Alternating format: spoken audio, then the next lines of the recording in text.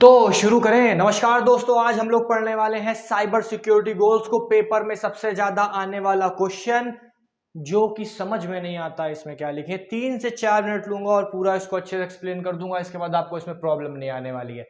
सबसे पहले cyber security की हमें नीड क्यों है? साइबर सिक्योरिटी की हमें नीड इसलिए ताकि कोई भी अगर बाहर से अटैक होता है तो हम उससे अपने सिस्टम को प्रोटेक्ट कर सकें, क्योंकि हमारा सिस्टम प्रोटेक्ट रहेगा तभी तो काम चल पाएगा, हमारा डेटा बच पाएगा।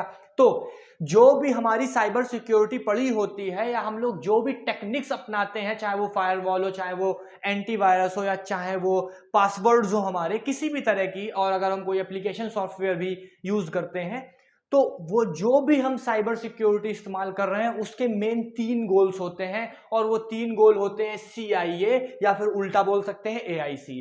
आखिरकार ये 3 चीजें अगर हमें कोई साइबर सिक्योरिटी प्रोवाइड करा रही है, ये 3 चीजें उसमें प्रेजेंट हैं और ये 3 गोल मिल रहे हैं, इसका मतलब कि हमारा काम हो रहा है। और वो 3 चीजें क्या हैं? CIA, confidentiality, integrity and availability. अब इसको डीप में लेके चलते हैं कि आखिरकार इनके कहने का मतलब क्या है। सबसे पहले आता है हमारा कॉन्फिडेंशियलिटी। इसमें क्या होता है? हमारे 2 सिस्टम है। अब 2 सिस्टम है तो डेटा कभी ना कभी एक सिस्टम से दूसरे सिस्टम में ट्रांसफर होगा ही होगा।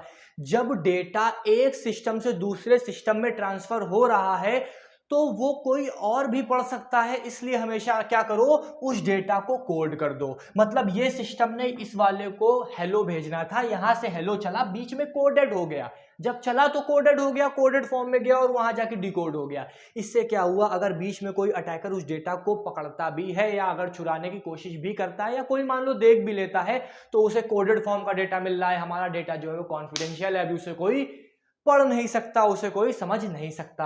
और वैसे तो अगर साइबर सिक्योरिटी गोल्स अगर हम लोग अपना ही रहे, इसका मतलब कि चोरी ना ही हो पाए, तो कॉन्फिडेंशियलिटी जो था, हमारे डेटा को कोडेड फॉर्म में रखो जिससे कि उसको कोई और भी ना पढ़ सके। 2 सिस्टम के बीच में अगर कोई डेटा ट्रांसफर हो रहा है तो वो किसी तीसरे या बाहरी के पास ना जा सके।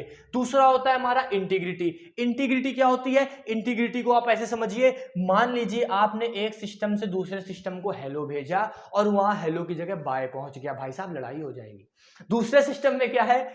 हेलो भेजा और दूसरे सिस्टम में हेलो ही गया, मतलब कि कोई भी ब्रीचिंग नहीं हुई है। कोई भी ब्रीचिंग नहीं हुई है, मतलब जो आपने डेटा भेजा था वही पहुंचा है। बीच के टाइम पे कोई भी मॉडिफिकेशन नहीं हो रहा है, मतलब सब ठीक है। इस केस में क्या हो रहा था, हमने हेलो भेजा था पर बाय पहुंचा था, इसका मतलब बीच में कहीं ना कहीं तो डेटा के साथ छेड़छाड़ की गई है। और डेटा के साथ छेड़छाड़ की गई है, इसीलिए डेटा बीच में मॉडिफाई हो गया है और इंटीग्रिटी बीच हो गई है। तो ऐसा नहीं होने देना है, ये सबसे मेन गोल होता है हमारी साइबर सिक्योरिटी गोल्स का, और मेंटेन रखना है इसको।